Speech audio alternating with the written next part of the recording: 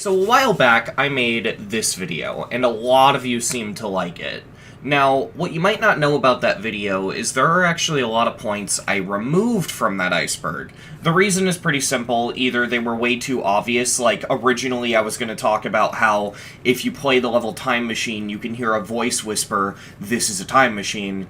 And I removed that because it's like super obvious, like everyone knows that. It's just audio in the song. Another thing I planned on doing was looking at Electrify's iceberg and trying to explain the points on there that Electrify couldn't, but I decided not to do that because that felt a bit off. I don't really know how to explain why, just trust me, it did not fit the video well. But through researching those obscure points on Electrify's video, I found this iceberg. This iceberg, it took me forever to figure out who made it because they are just credited as moderator on the icebergcharts.com page, but the credit goes to the YouTuber Noob. I've been working with them behind the scenes to try to figure some stuff out on this iceberg, and yeah, so all the credit goes to them. Originally, I was going to do this all in one massive iceberg video, however, that's just impossible considering the scale of this iceberg. And so I'm going to break it off into separate parts. We're going to be doing, the first episode will be the first 2 tiers, and then every other episode will just be 1 tier. The reason I'm doing that is because the first 2 tiers are short, and on top of that, the first tier is filled with, like, really obvious stuff that anyone who's been in the community for 5 seconds would probably have heard of, like main levels or the demons list or things like that. And then from then on, I'm doing 1 tier per video because the tiers start to get pretty large. Another thing I want to talk about with this iceberg before we start is that this iceberg isn't actually finished. Now, it's so fleshed out and has so much detail that it may as well be finished. However, through researching and getting ready to make this video, as I was doing research and just making sure that I had everything I needed to do this iceberg, I have noticed that this iceberg has gotten updated a few times. I actually have several versions of the iceberg saved, and it's gone through at least 3 updates. The most recent of which added a new tier to the bottom for specifically points that the iceberg does not explain because there is no evidence for them, or like the creator of the iceberg just doesn't know what they mean, but people keep recommending them. Yeah, this iceberg keeps getting updated. I'm already aware of some points that weren't there when I started that are there now, and I'm going to try to add them in, but know that if there's a point that I talk about that isn't on the iceberg, or there's a point I don't talk about that is on the iceberg, keep in mind that this iceberg is being updated as I record. The difference between this iceberg and my iceberg is that this iceberg goes knee-deep into the community in a really terrifying way. So, like my iceberg, it goes from least obscure to most obscure. However, there's a difference.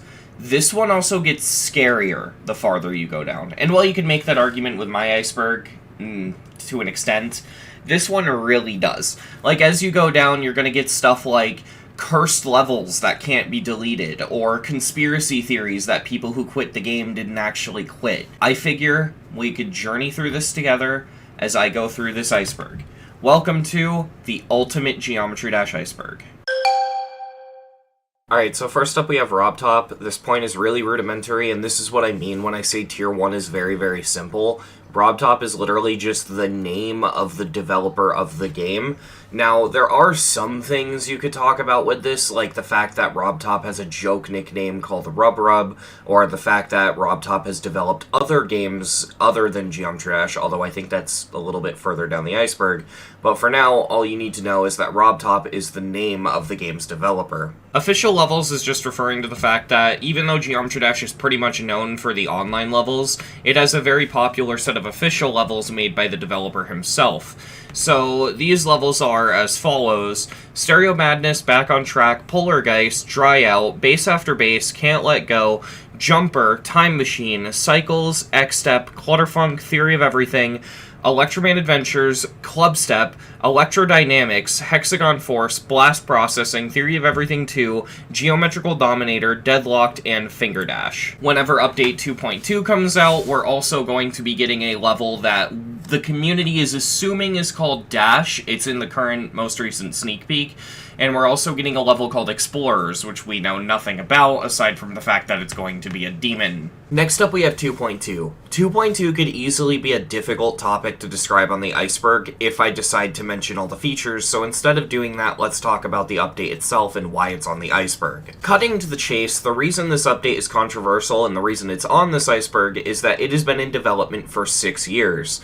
The reason that's a problem is because Geometry Dash came out in 2013, meaning around the end of this year we'll have approached 10 years of the game's existence.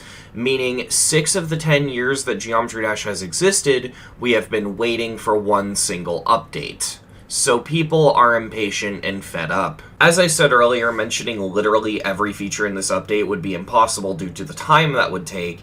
However, I do need to give the broad strokes here as it gives you an idea of what makes this update so complicated. So first, originally, the big feature that was being teased was directional changes. Not in the way mirror portals do it, it was more so if you hit a specific jump ring or you did a specific thing in the level, you could quite literally go in the other direction.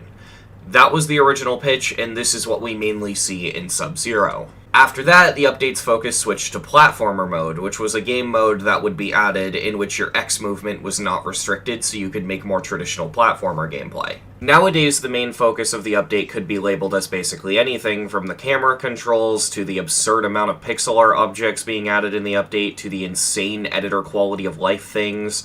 The update is so massive that there isn't even really a driving focus anymore. It's just Robtop cramming as many features into one update as possible. There are, of course, many conspiracy theories arising about Update 2.2 due to the long wait. These conspiracy theories range from anything from the update is going to kill off the game and or the community due to bugs or overwhelming people with features they don't like, or the conspiracies can range all the way up to Robtop actually finished developing GD. He's done. 2.1 is the last update he ever plans on putting out, and 2.2 is just a farce to sort of fluff up the game's popularity and keep it popular so Robtop can keep making money. While these conspiracy theories are obviously kind of ridiculous, it goes to show how long people have been waiting for this update. Next up we have online levels. This is just referring to the fact that the game actually has a system similar to Mario Maker, how you can actually go and play other people's levels. These levels are varied in style, quality, difficulty. There's a whole bunch you can do with them. You can like and dislike them, you can complete them, you can earn stuff for beating them. It's really, there's a lot to it. And a lot of people would argue that the online levels are the true focus of Geometry Dash at this point. Next up we have map packs. Map packs were a thing added in Update 1.6 in which you'd open up these little folders and they'd have 3 levels in each of them. If you completed all 3 levels in a pack, you would get 1 coin. 2 coins if it was rated Demon. The map packs are notoriously hated by the entire GD community, and the reason they're so hated is because a lot of the levels are really buggy, a lot of them are updated to be worse, a lot of levels are just way harder than they should be.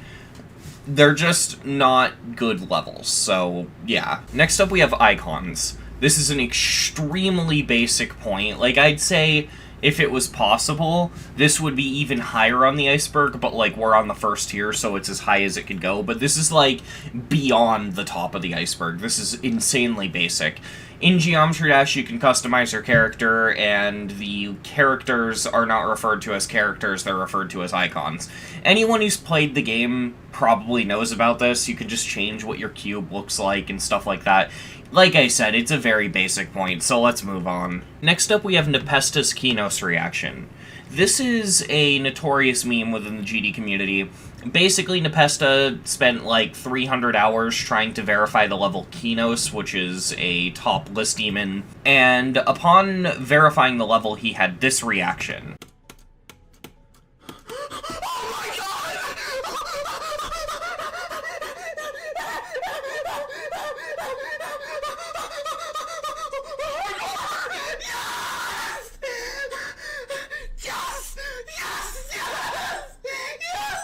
The reaction's actually longer than that. Like, it goes on for several minutes, and he starts crying, and then he uploads the level, and the reaction is a whirlwind of emotions, because he goes from excited screaming to crying, probably from shock, and then he's happy because he beat it, and like you see like every emotion humanly possible in this one clip, and rightfully so, because npesta put a lot of fucking effort into beating this level. 3 months later, PewDiePie would upload an episode of Meme Review titled "Lost My Hair When Hearing New Meme Music," and in this video, the first meme he presents, like the first meme in the entire Meme Review video, was npesta's Kenos reaction, because at this point it'd become a pretty big meme.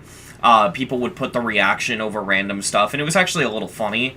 But what made this such a big thing is that PewDiePie spread a strange amount of misinformation about the meme in the video. Like, for example, he called npesta a speedrunner. This is from npesta, who is a speedrunner. Why? He also called it the impossible game instead of Geometry Dash. He's speedrunning this square game. What is this game called? It's called an impossible game, isn't it? He then proceeded to show several examples of the Kenos reaction meme, one of them being this thing. Here's the black emoji speedrun. Oh man. I mean, that's pretty fast, not gonna lie. Damn! Come on, boy! That's impressive, dude.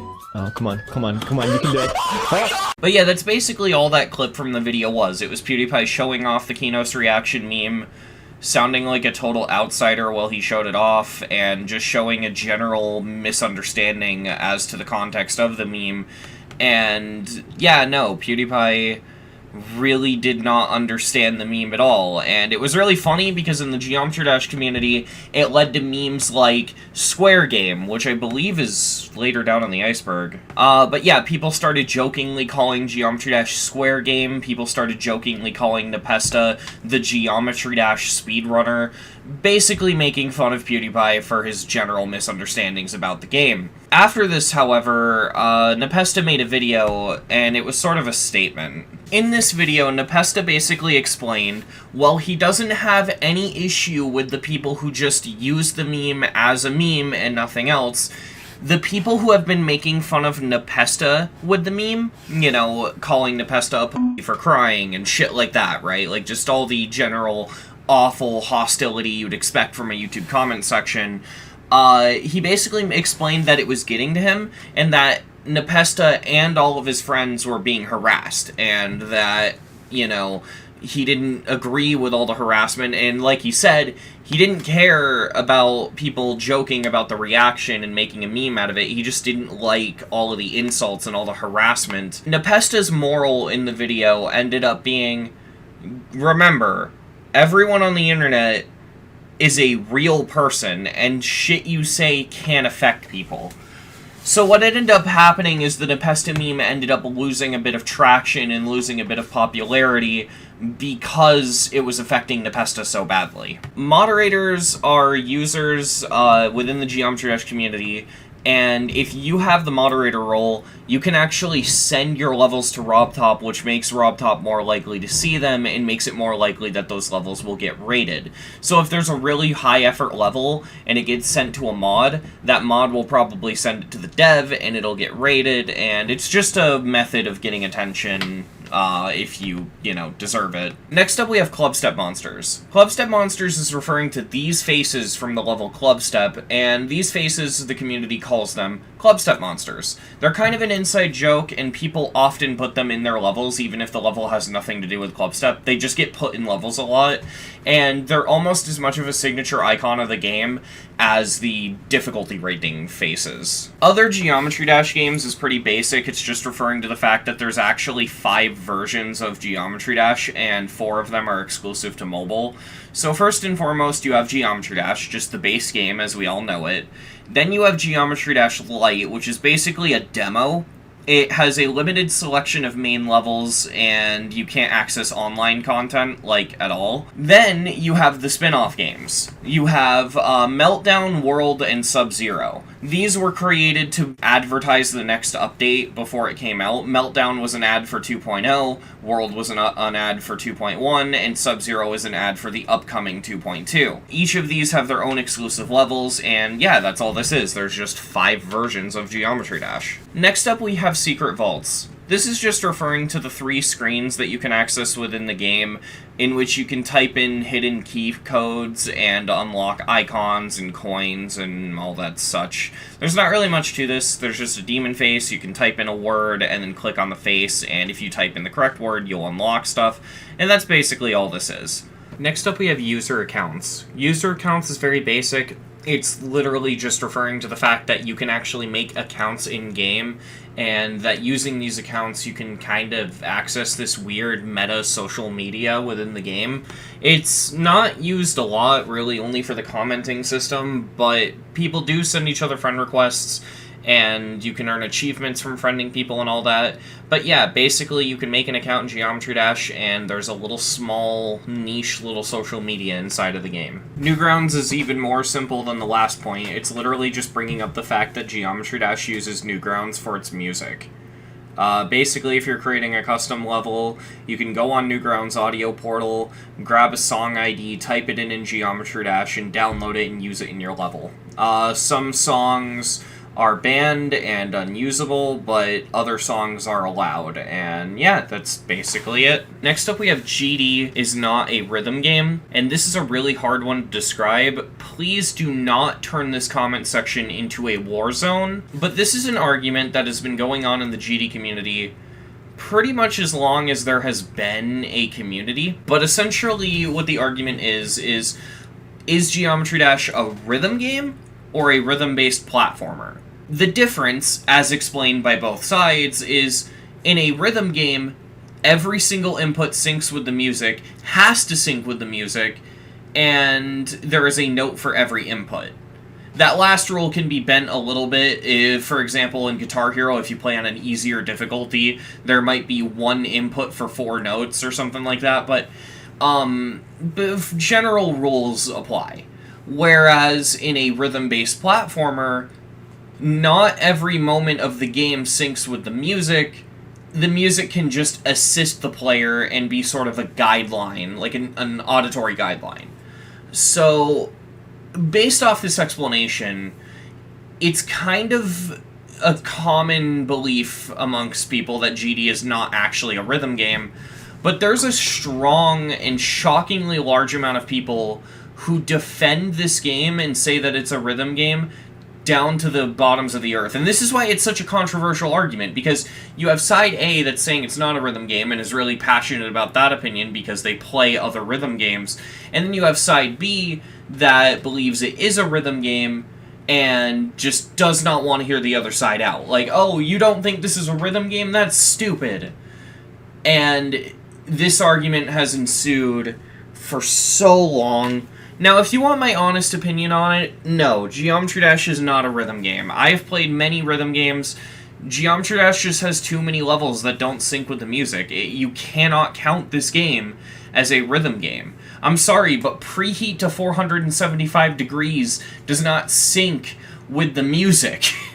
You could pull out so many random examples of rated and featured levels that don't sync with the music, and that's the problem. If you want more information on this, I recommend watching this video by, and I'm gonna butcher his name, but I think it's pronounced Ateen? I don't know, I'm gonna show it on screen, but watch this video. It gives a lot more, easily information about it, but the long and short of it, Geometry Dash is not a rhythm game. People argue over this fact a lot. GD inspired by Impossible Game. This one's very basic. It's just saying that the Impossible Game was the base inspiration for Geometry Dash. And yeah, moving on. ReTray is the 3rd level in the first map pack, and it's a 1.9 level, and it was really stunning when it came out. It's basically a monochrome green and black level. The thing about ReTray, and the reason it's on this Iceberg, is because ReTray got updated in 2018, and that update added a bunch of things, from changing 2 basic-looking pillars into Potbore's face, and you fly through it. It replaced a 2x speed portal with a 4x speed portal, which was kind of pointless because it only lasts half a second anyway. And in the wave section, it added a little box that counts how many times you click, which was also pointless because that doesn't do anything, it just tells you how many times you click. And yeah, just a bunch of, like, seemingly random things that didn't need to be put in the level. Now, most people are generally okay with this update and are happy about it. However, there's a small majority of people that are actually upset about the update because they're angry that the level basically got, in their words, defaced because they wanted it to stay a 1.9 level. I'm not going to get into that. I don't have an opinion, but that's basically it. That's why this is on the Iceberg, and yeah, moving on. Next up, we have Better Than Geometry - Fight Me, Robtop. What this is referring to is occasionally when you boot up Friday Night Funkin', you can see the text Better Than Geometry - Fight Me, Robtop as the splash screen text.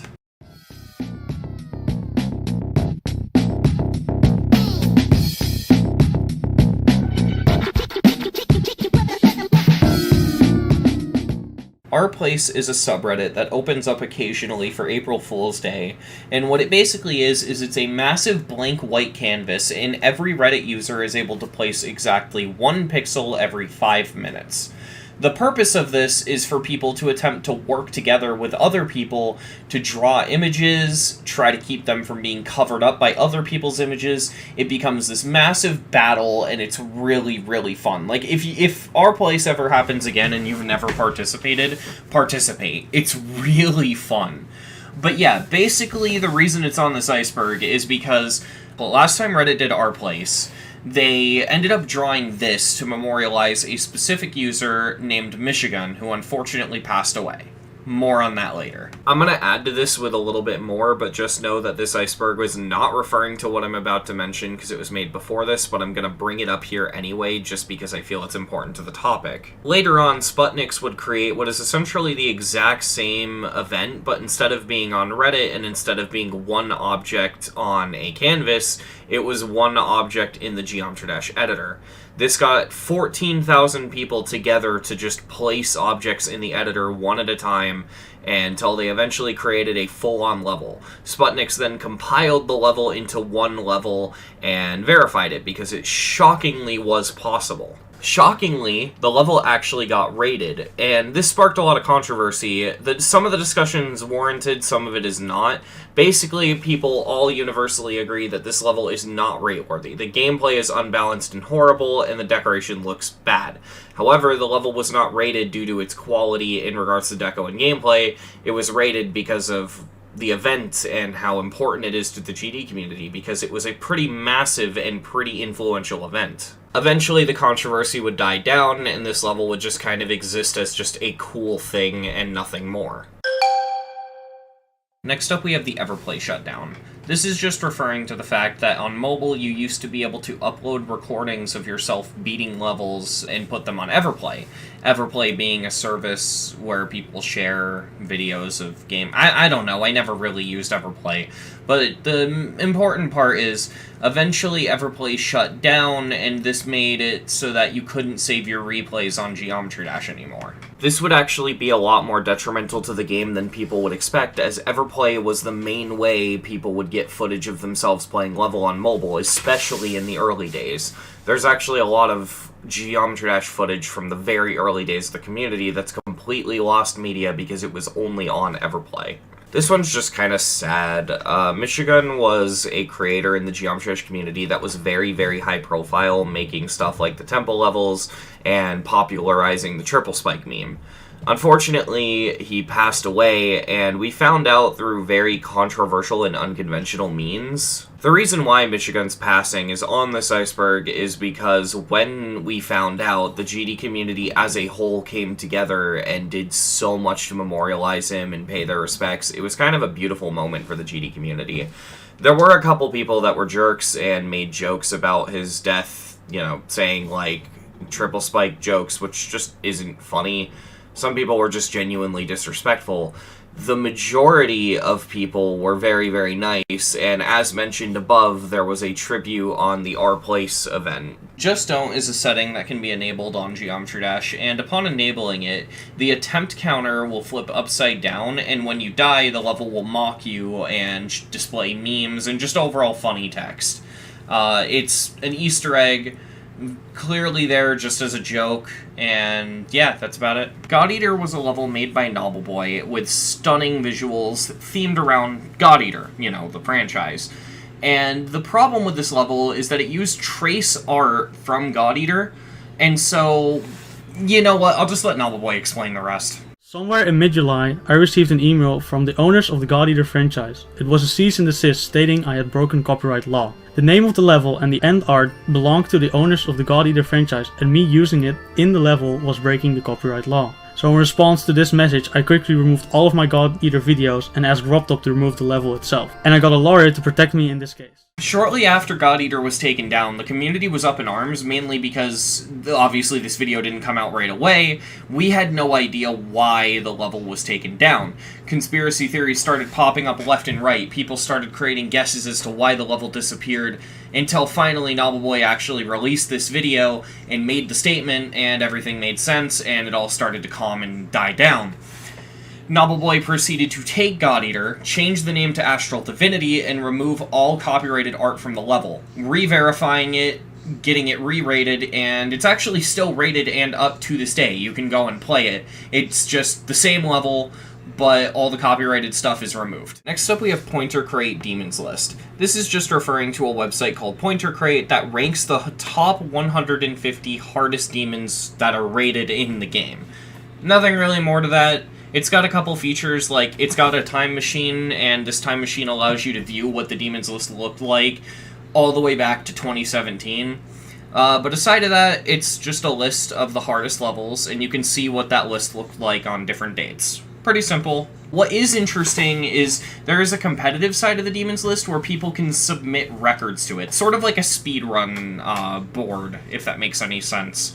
But yeah, that's basically it. It's just a website that ranks the hardest extremes. So the next point on the Iceberg is Krazen. However, I want to stop here and talk about the Iceberg as a whole, because Krazen is literally just a big community figure that got exposed for doing not-so-nice things to kids.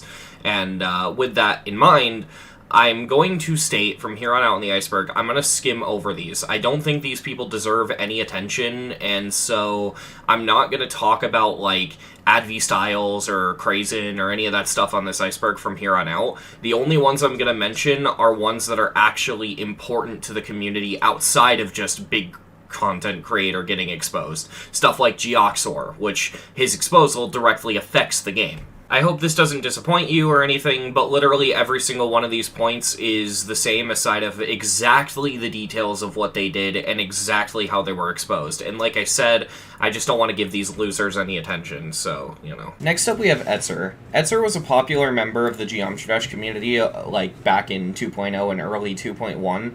They're probably most known for their videos, how to get a featured level in Geometry Dash and how to build a featured level in 5 minutes. These were joke videos ripping on the insanely generic levels that used to come out in 2.0 and early 2.1. So basically what happened was Etzer ended up getting exposed as a scammer.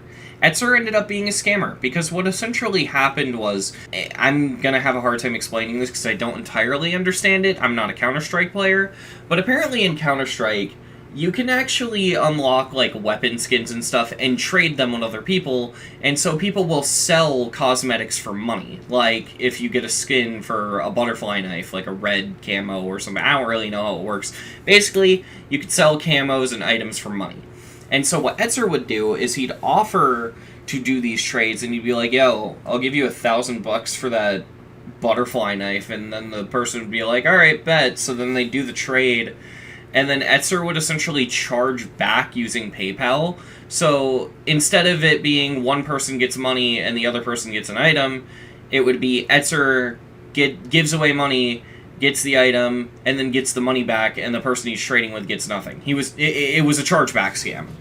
It's, again, hard for me to explain, but the point is Etzer was scamming people. So from what I understand, he eventually did repay everyone he scammed, or at least everyone we know he scammed, and then left the Geometry Dash community. And honestly, a lot of people have said, like, oh, he repaid them so he'd be fine, but, like, Etzer only repaid the people he scammed because he was called out. If he wasn't called out, he would have just kept the money. He wouldn't have done anything, so, like, do you really want him back in the community? Like, really? Because for all we know, he could still be scamming people to this day. Yeah, so that's Etzer. The Mystic Monster is a specific Clubstep monster that looks like this, and this Clubstep monster, like the original Clubstep monster, has spawned its own line of memes, like this cursed Stewie Griffin thing that's I found on Reddit. Yeah, totally not horrifying. Moving on. Next up we have Geometry Jump. This is an extremely simple one. It's just referring to the fact that certain game files and certain things in the game's code refer to the game as Geometry Jump. The reason for this is because Geometry Jump was actually the original name for Geometry Dash. The reason the name was changed is because, unfortunately, the iOS store would not let the game exist with that name for some reason. Not really sure why. I think Geometry Dash is a better name, sure, but I don't get what's wrong with that name. Apple Store, you're weird! Next up we have Daily Chat. Daily Chat is really simple. It's just referring to the fact that if you go into the comments section of a level while it's daily, people will have conversations, treating it more like a chat than a comment section. So next up is hacks. I don't really need to spend too much time on this. This is basically just referring to the fact that a lot of people in the Geometry Dash community actually hack their game to make it better. Hacks in this game range from purely performance-based things that don't affect the game whatsoever and just allow it to run better, like the 4GB patch, which basically allows the game to utilize more memory, allowing the game to run better. It also has things that do affect the game, however don't affect the gameplay or the levels and just make things better for the player. These would include things like Flicker Fix, the patch that fixes the invisible duel bug, which I don't know if that's on the Iceberg. If it is, we'll get to it later. But overall, just like bug fixes and stuff like that. There's also cosmetic stuff like solid wave color, which makes the wave a solid color rather than having a glow gradient thing. And then you get to things that affect the game, however they are not considered harmful, rather beneficial. For example, there's a lot of creator hacks, like the scale hack that lets you make objects way larger than they're supposed to be. These are often used in created levels now, and they're not really seen as an issue. In fact, a lot of them, like the scale hack specifically, are being added as features in 2.2. And then finally you have malicious hacks, which is stuff like no-clip, verify hack, just things that can be used to harm the game and the player base. Boomlings is very simple. It's just a game that Robtop made before Geometry Dash and abandoned when Geometry Dash blew up. I don't know much about the game, but from what I can tell, it's basically just one of those match 3 games, and yeah, that's Boomlings. So take this point with a grain of salt, but from what I can tell, Carrotmaster is referring to a user that happens to be at the bottom of the global leaderboard. Now, the reason I say to take this with a grain of salt is I'm not even sure how you scroll to the bottom, but even if you can, the GD leaderboards aren't known for being really stable and aren't known for being very reliable, especially for weird statistics like this. And also in the screenshots, someone is actually lower than them. However, I think they did this to get the screenshot, so I don't really know. But yeah, as far as I can tell, this is what this is referring to. Next up, we have Cube Story. Cube Story is a series of animations made within Geometry Dash that are all auto difficulty, and they basically just tell a story. Usually there's a hacker cube, and all the other cubes are doing some other stuff, and really it's hard to describe. I highly recommend going and checking them out yourself, but yeah, these are basically just really popular animations made in the GD editor. Next up we have The Nightmare. The Nightmare is another very simple one. This is just a very famous demon level that happens to be known for being the easiest demon in the game. It's commonly put up against the Lightning Road in debate on what is the easiest demon in the game. However, most people agree that the Nightmare is easier than the Lightning Road because the Lightning Road is buggy and has more memory. Next up we have Scratch. So I know which one the Iceberg is referring to, however I'm actually going to bring up 2 things for this point, as one of them is really obscure, but it's not on this Iceberg, and I don't know when the hell I'm going to talk about this. So the one the Iceberg is referring to is just the shopkeeper, Scratch. Scratch is the name of the robot that sells you items and stuff. The other thing is that there is a website known as Scratch.mit.edu. This website's purpose is mainly to teach people how to code. I don't remember because it has been like 4 or 5 years since I've used this website. However, if I remember correctly, you code with these little, like, Lego-style blocks, and they kind of just snap together, and they all have different labels with basic coding functions. The thing is, this coding language is so simple that one block can accomplish something you need to manually code in other coding languages.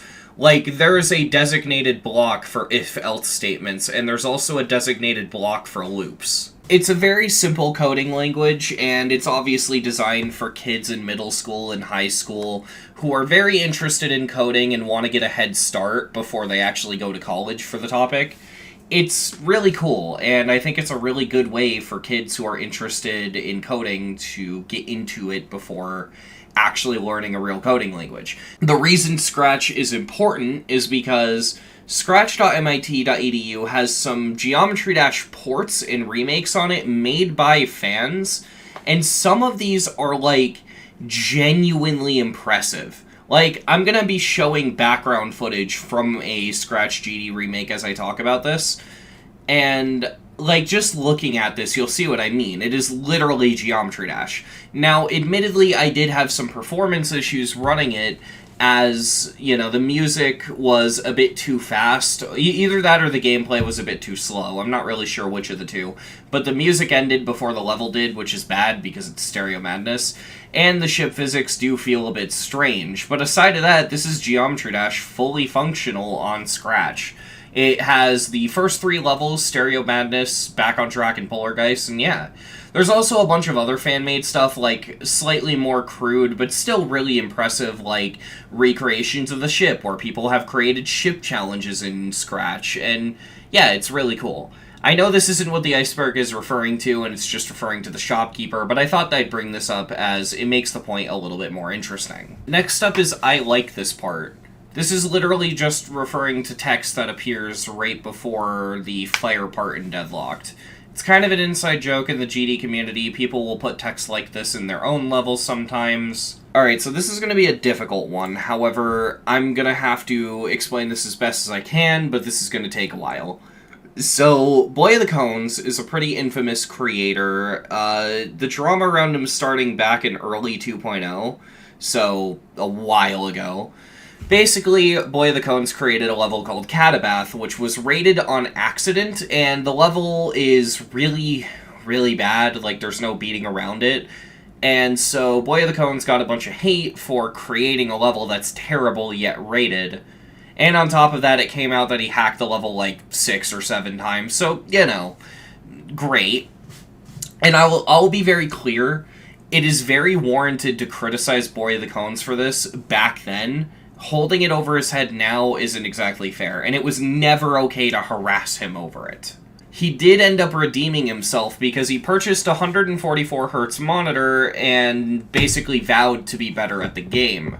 Upon doing this, he decided he would create a level called After Catabath, which is basically just Catabath if it didn't suck. That's the best way I can describe it. The level initially didn't get rated, however, BoyOfThCones basically desperately begged Robtop to get the level rated, and for some reason Robtop caved in and did rate the level, which... why? Either way, this was kind of the last bit of drama around BoyOfThCones. No one really heard about him until Update 2.1. I guess if there was anything, he did kind of claim that he cried when Xenity hacked a Thanatos, because, like, a Thanatos stayed rated, but Catabath did not. Which, like, that's kind of petty, but whatever. But that's Update 2.0, right? And that's a very small pocket of drama that didn't really last that long. The 2.1 drama, however, is entirely unjustified and really fucking stupid. Basically, BoyOfThCones made a level called Buff This, a level which is, like, 95% straight fly and the other 5% is, like, triple spikes. Essentially, people criticized how plain the level was, to which BoyOfThCones personally asked Robtop if Buff This could get rated, to which Robtop basically said if it had, like, amazing decoration, then yeah, I would consider rating it. To which BoyOfThCones went and got 2 of his friends to help decorate the level. It actually did look really good, so Robtop rated it. And when this happened, the community fucking exploded. People were so angry that how could a level that's mostly straight fly get rated? It all culminated when 2 creators, Liqualizer and Rico LP, threatened to quit the game if it was rated. Neither of them did. However, because people were afraid of the creators quitting, the fans of the creators went and also started harassing BoyOfThCones, and it just became this massive domino effect where the entire community was dogging on him over a fucking Geometry Dash level. So, obviously it says a lot that Liqualizer still hasn't quit to this day, and Rico LP did quit, however it wasn't because of this, and he didn't quit until 2021, so... It's kind of just annoying, although there is one valid point to come out of the entire Buff This situation, and that's the fact that people accused Robtop of nepotism, which I think is extreme, and I don't think nepotism is a good word to use here. However, it is arguable that Robtop does play favorites. Basically, the argument is that there are levels that are not rated that are fucking beautiful and have amazing gameplay and should be rated. However, there are also levels that are terrible and shouldn't be rated, but have been rated. The thing that did finally stop the drama is C1997 making a video telling people to stop harassing BoyOfThCones. However, BoyOfThCones didn't really do himself any favors by making a video about the drama saying that the level was a joke and that people needed to grow up and not cry over a $4 game. And while I agree with those statements, it's definitely not something you want to say to people while they're pissed off at you. Next up we have silent levels. Silent levels is an old term that comes from the 1.9 and 2.0 community, however it does have some relevance in the community today, and it's basically referring to remakes of existing levels that are designed to be impossible. Although the existing levels portion is a bit blurry with some levels like Death Corridor, it is mostly agreed that impossible levels that are remakes are what you call silent levels. Now, the thing about silent levels that makes them so interesting is that, like I said, these levels were considered impossible in 1.9 and 2.0. Today, however, a lot of people are going back on them and realizing that with a modern skill set, they can actually beat them. There are some exceptions, like silent processing, which, even if you had the skill set to beat that, the level is just physically impossible. Like, there are parts that you cannot complete without no-clip, which is kind of unfortunate. But for the most part, people are going back and beating a lot of these. The current biggest target on the community right now is Silent Circles and Death Corridor. Silent Circles in its current state isn't possible because of the wave spam at the end. However, there is a version that replaces it with a much more doable consistency spam, and on top of that, Death Corridor is just straight up possible. Now, the term doesn't really get used today anymore, because, well, people just use the much more simple term impossible level, which not only does it sound better, but on top of that, it covers a wider range of just any level that's impossible, rather than specifically remakes. Because now you could consider old impossible levels from 2.0 like Bloody Knuckles, which originally wasn't considered a silent level. Which, Bloody Knuckles is another example of a level that has been verified recently. The only real relevance this has in the community today is the fact that a lot of top ones that used to be silent levels are being verified, so you need to know about this to know why Silent Clubstep is called Silent Clubstep. But on top of that, and probably the most important thing, is it's become a slang term to call a level silent when it's too difficult for you. Basically, it's the equivalent of someone dying in a video game and throwing their controller and going, "Man, this game is impossible." In the GD community, people will go, "Man, this level's silent, bro." You know. And that's basically it. It's the term is pretty dead, but the levels are still relevant to this day. Okay, so I don't really know why this one's mentioned, as it's literally just the name of a content creator. I mean, I guess they're kind of high profile, but it's Trusta. And, like, I don't even really know what to say about Trusta. I mean, they verified some high profile extremes like Suck Up in Hell and Necropolix, and they have a distinct creator style. But aside of that, like, There isn't much to say about Trusta, and I'm not really sure why they're on this iceberg. One thing they are important for, though, is they created the GDDP, which will be mentioned later on this tier.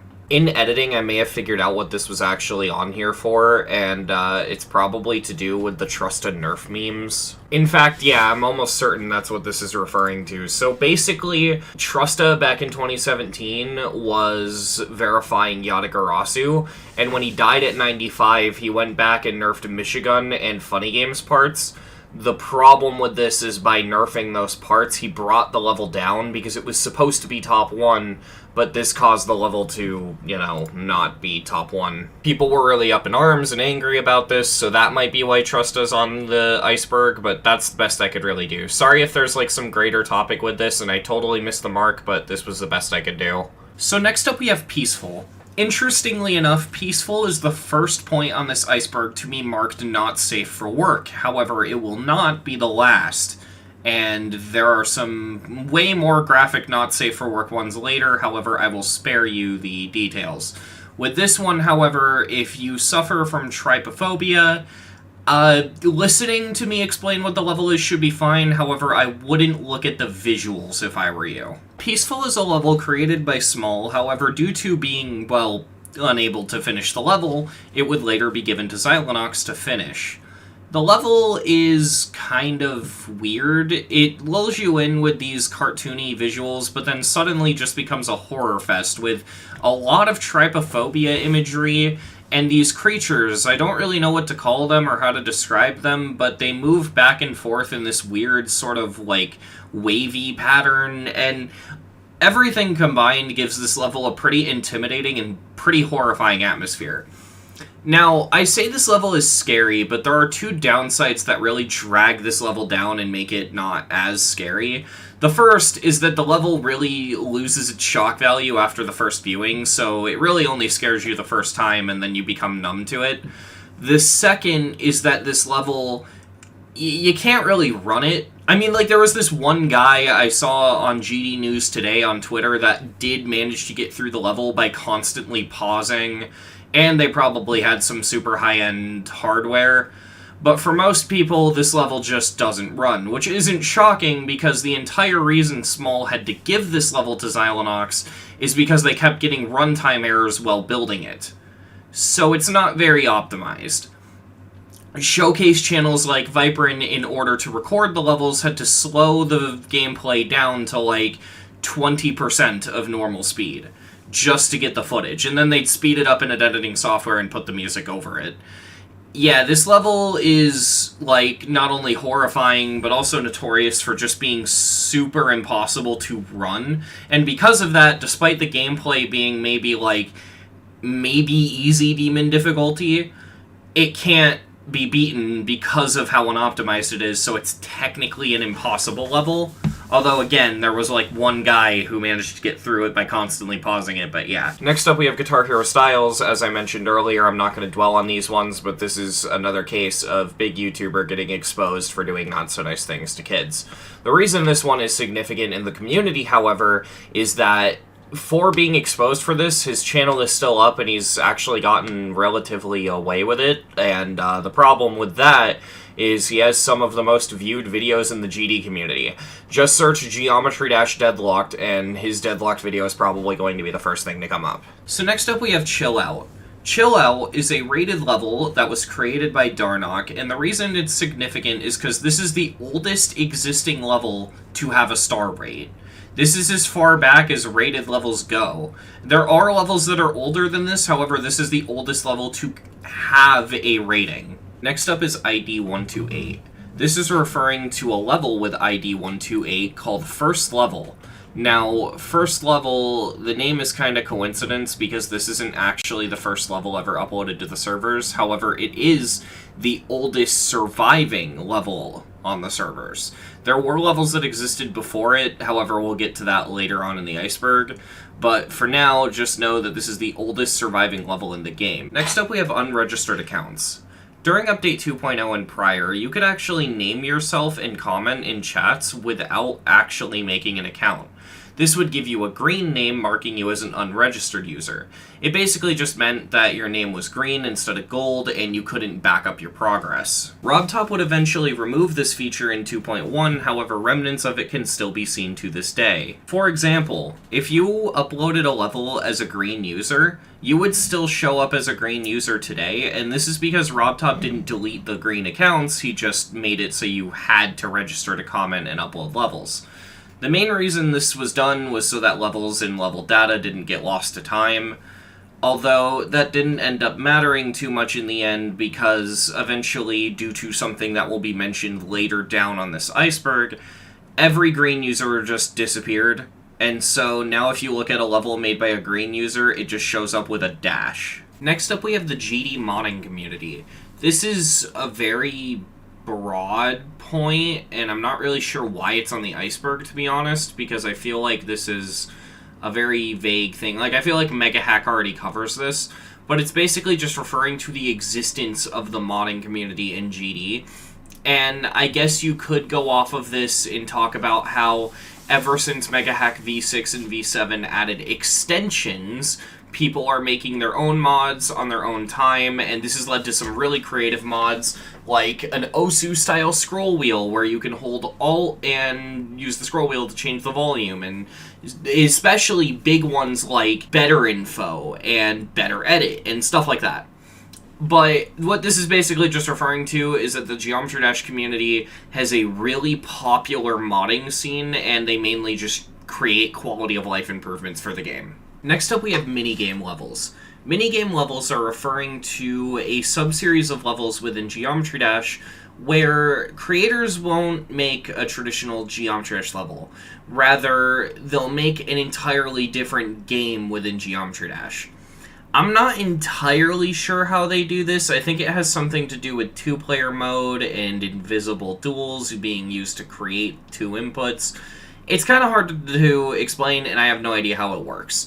But what I do know is that these tend to be either really good or really bad. It's very hit or miss. Examples of minigame levels involve fuel, game time, but what these basically are they're just people creating games within Geometry Dash. The GDDP used to be a spreadsheet, it's now a website, and what it essentially is it's a sort of progression list for getting better at Geometry Dash. The idea being is they have a bunch of hard levels for each of the demon difficulties, so a couple hard easy demons, a couple medium demons, a couple hard demons, so on and so forth, and it goes all the way up to list extremes, if not harder. The idea being, if you use this website as a guideline, you can slowly work your way up and get better at the game with some sort of guide on where to go. There isn't much more to say about it. It's just a really, really useful tool for people who are looking for harder levels and looking for a way to get better at the game. Next up we have the AmorAltra controversy, yet another case of big GD content creator getting exposed for doing not so nice things to kids, and we're moving on. So next up we have private servers. This point is extremely broad, but it's basically just explaining that Geometry Dash has several private servers that exist. A lot of them are in Update 2.1, and they don't really have anything special aside of who runs them and how their rate standards work. The ones that are notable are the ones that have some kind of gimmick. For example, there's the 2.2 private server, in which what they've done is they've taken a bunch of leaked features from 2.2 and they made a private server out of them, so that way people could essentially build in 2.2 before 2.2 comes out. There's also the polar opposite, the 1.9 private server, which is a private server with all the limitations of 1.9. And that's basically what this is referring to, just the fact that people make private servers for Geometry Dash. So next up we have Tartarus Dethroning. It's literally just saying that Tartarus was a top 1 that was top 1 for a really long time, and it was eventually dethroned by Firework and Slaughterhouse. Firework, Slaughterhouse, and Arcturus were all rated at the exact same time. Firework and Slaughterhouse were placed above, Arcturus was placed below. However, later on, Arcturus would eventually be moved above Tartarus, proving that it should have dethroned it in the first place. but it didn't, so Slaughterhouse and Firework were the levels to dethrone it.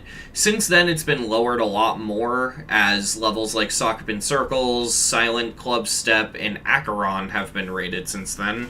But this is basically just saying that Tartarus took forever to be dethroned. Next up we have Smiffy777. I don't know what this is referring to in a broad sense. What I do know is that Smiffy is currently a top player on the Geometry Dash leaderboards. If you go on the leaderboards right now, he is number 1. He has the number 1 number for the stats thing on his profile, and he's a pretty aggressive star grinder. VSC, also known as Very Subo Challenge, is a top 1 challenge level. And yes, I said top 1 challenge. There's a separate challenge list. What makes this level so interesting is the hype that's around it. Not only was there a lot of hype because it's a top 1 challenge level, but also because it has a really complicated hacking history that I can't really get into here. Basically, there's just a long history of people hacking, claiming they beat VSC legit, and being taken seriously. Eventually, VSC was verified legitimately. Now you might be wondering, what does the level's hacking history have to do with its hype? Well, that's because VSC, even though it cannot be rated because it's under 30 seconds long, is technically the hardest legitimately verified level, and so if you count unrated levels, VSC would currently be the top 1. Demon Park is a level made by M2 Cole, and the interesting thing about this level is it was made before the demon difficulty existed. Robtop was so impressed by how difficult this level is that they created the demon difficulty because of this level, hence why it's called the demon difficulty. Demon Park is actually a pretty tough, easy demon to this day, mainly because the timings are somewhat bullshit, but aside of that, the level's really creative, especially for its time, and it's definitely a really good level to be able to call the first demon difficulty level. Demon Park's really interesting, and it's also technically a former top 1, because it's literally the first demon ever rated. So yeah. So next up we have lore. Lore is referring to the fact that there is hidden lore in the vault code rooms and the gauntlets. So it all starts with the Vault of Secrets. In the Vault of Secrets, if you type in the challenge, you get a hidden level. Upon beating that level, you unlock a little basement, and there's this little guy who tells you to free him by collecting 3 keys. The keys are pretty tough to collect. The first key is for opening 50 chests in the treasure room. The second key is for accessing the Chamber of Time, which is a 3rd vault.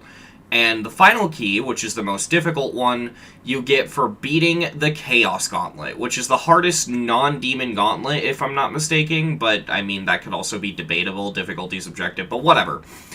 Upon getting all 3 keys, you free the Demon Gauntlet guy, and then this other guy's like, no, what have you done? This is bad. This is really, really bad. Why would you do that? And the Demon Gauntlet ends up being unlocked. Upon beating the Demon Gauntlet, nothing happens. Yeah, it's a bit anticlimactic, but the story is currently in a state of to be continued, unfortunately, but yeah, that's what this is. Next up we have the world. The world is referring to a level. It's kind of hard to describe. It's filled with a bunch of decoration, and you hold with the ship to basically just sit at the top of the level and look at the decoration.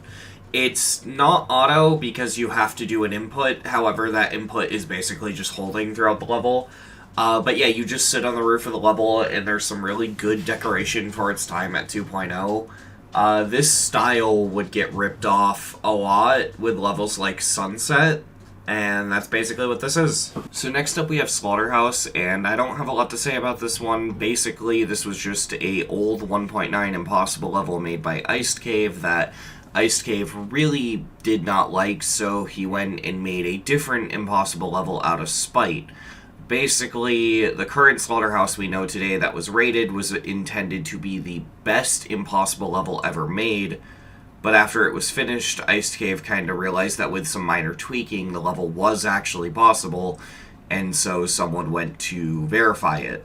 Now, I don't really know if this is better or worse than the 1.9 Impossible Slaughterhouse in regards to being the best impossible level, because I kind of feel like your impossible level fails when it's not impossible. But, I mean, at the same time, Silent Clubstep got verified, so what the fuck do I know? Just a GD player, yet another big content creator getting exposed for doing not-so-nice things to kids, and we're moving on again. Next up, we have Abyss of Darkness.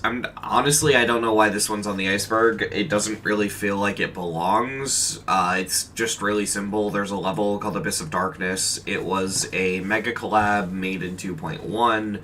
It was hacked, however, later verified legitimately after a redeco.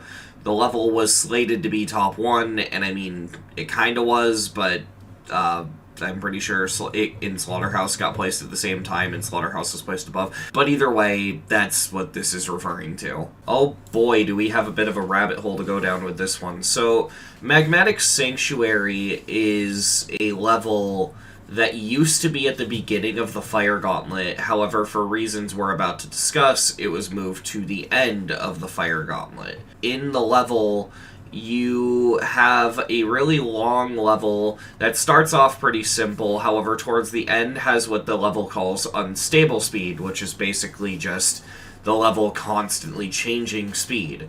There's also a boss fight against what looks like a Minior from Pokemon Ultra Moon. I'm not sure if that's what it's supposed to be, but that's what it looks like to me. And yeah, so the thing about this level and why it's on the Iceberg is it's a really controversial level. Magmatic's controversy mainly comes down to its difficulty. More accurately, the fact that a level of its difficulty is in the Fire Gauntlet. It's easy to say that Magmatic Sanctuary's difficulty is harder than that of the Nightmare, meaning it's harder than an easy demon. Although, for reasons we'll mention later down the Iceberg, that might not necessarily mean that it should be a demon. In my humble opinion, Magmatic Sanctuary should be an 8 or 9 star, mainly just due to, again, the unstable speed gimmick, which is really weird, and the very awkward robot jumps later in the level. Are they cube jumps? I don't know, I'll probably be showing them on screen by now. Either way, Magmatic being the first level in the Gauntlet made people hate the Gauntlets overall, and that is mainly why it was moved from the first level to the last level of the Fire Gauntlet, making it completely optional unless you want to beat the Fire Gauntlet in its entirety. The level, to this day, receives a lot of hate because of the fact that it's in the Gauntlets, and considering other levels have been replaced in the Gauntlets in the past, a lot of people make the argument of, why don't you just get rid of Magmatic Sanctuary and put a different level in the Gauntlet? Now, there's also the other hand of people, myself included, that do like Magmatic, where the main argument is, yeah, a level of this difficulty probably shouldn't be in the Fire Gauntlet, however, this is the level in the Fire Gauntlet that's the most fire-themed. Other levels like First Race are just generic 2.1 and have more purple than they do fire themes. And so, Magmatic Sanctuary is the only truly fire level in the Fire Gauntlet. However, none of that stops the level from being controversial, and to this day, Magmatic is one of the most divisive levels in the Gauntlets, at least in terms of the non-demons. Song is not allowed for use. This is referring to an error message that appears whenever you try to use a song that has been banned on Newgrounds but has already been put into a Geometry Dash level. This error most commonly appears on the level Theory of Skrillex, however there are hundreds and thousands of examples out there. This usually results from people uploading copyrighted music to Newgrounds, putting it in their level, and then having the level taken down. It's not as common nowadays, as GD has a blacklist and a whitelist system, and it's a lot harder to get songs that will later get banned. However, it does still happen occasionally. There are many, many levels and many, many eras of the game where a song would get banned, and it would give you the error, song is not allowed for use. Then we have Geoxor, yet another case of popular content creator doing not-so-nice things to kids. However, we are going to go on this one for a little bit because the significance of Geoxor is that he's not like a level creator or a YouTuber. He made songs that were used in GD levels, and the significance of this is even though he was banned off Newgrounds for what he did, Robtop took his songs and stored them so that they could still be used in the game. Zodiac is a level that you're probably partially familiar with the history of, however, I don't think you're fully familiar with, and if you are, good for you, but a lot of people are not. Zodiac is a very infamous 2.1 top 1. It's probably one of the few top 1s we've gotten, along with stuff like Artificial Ascent, that is not hell-themed. And a lot of people really like Zodiac. It's one of the most popular top 1s aside of stuff like Bloodbath and Firework. People really like Zodiac. The thing is, when Zodiac originally came out, it was actually hack verified. Now, we wouldn't know that it was hack verified until after Technical beat it, which means it didn't really need to get unrated because someone else beat it, therefore it still technically had a verification, even if the one we thought was the verification was illegitimate. It just means that Technical beat it, and he could be considered the verifier, technically. Unless someone beat it between the verifier and Technical, I'm not really sure. But either way, the creator of the level confessed to hacking themselves, and they really wanted the level unrated, but because the level had victors, Robtop would not unrate it, so the creator of the level spitefully updated it to be a bad layout using a, joke song. I think it was like a Simpsons themed thing, I'm not really sure. Luckily, Robtop was able to revert the level back to its normal state and basically update lock it. Next up we have the Fernanfloo series. Really not much to say about this. The Fernanfloo series is just a series of levels that happens to be the most popular unrated levels. Next up we have Too Kid Friendly. Too Kid Friendly is a horror level in a similar vein to Peaceful, however it's kinda less scary and more so just shockingly graphic for the sake of being shockingly graphic. I kind of find the level funny, however, if you can't handle, gore and violence, this level's probably not going to be for you. Now, you're probably going to notice that I'm not showing the level on screen, and that's mainly just because of how graphic the level is. I don't want this video to get demonetized. However, the level has imagery relating to committing /kill in Minecraft, so yeah, like I said, I can't really show it. It's also got a lot of, violence, and it's just a very gory level. You can look it up on your own time, but I can't really talk about it here. But it is a pretty cool level, in my opinion. Next up, we have Geometry Shorts. Geometry Shorts is referring to content made using the YouTube Shorts feature, which, let's be honest, is basically just Diet Coke TikTok. Now, YouTube Shorts has a very bad reputation for low effort and bad content being just spilled out onto it, mainly because any video that's under a minute long and in a portrait mode aspect ratio will be dumped here, even if it was uploaded before the feature was added. And because of that, no matter what community you are in, the majority of the content will be mediocre at best. That doesn't mean all of it's bad, however, and there will be some silver linings of some pretty decent content. Geometry Shorts has a similar level of infamy. You have content creators like Lemon Cake that make whatever the fuck this is, and it gets a lot of attention, both because it's shorts and it gets a lot of views, and because people think the content's low effort. I will defend YouTube Shorts, however, and say that not all of them are bad. I can say that I've looked through YouTube Shorts for the past 10 minutes before recording this just to see what I could find, and I found more good content than I did bad content. Part of that might be because I found 2 colon shorts, but even then, I found a short from Lemon Cake that I actually like. So I don't think they're all bad, but there is some low-effort content despite that. And with that, we finished Tier 2, meaning we're done with Part 1 of the Ultimate Geometry Iceberg. I know it sucks that I have to split the video into multiple parts like this, however, I am editing this as we speak, and it's already over an hour long. And so with that in mind, I think you can kind of forgive me for segmenting these videos like this. However, once the series has finished, I will create a special ultimate cut that is just the entire series as one video. I also want to mention, if anything on Part 1 and Part 2 felt super obvious, remember these are only the first 2 tiers. The farther down we go, the more obscure things are going to get, and I'm honestly really excited for that. Either way, with all that being said, thank you for all the support, and thank you for watching.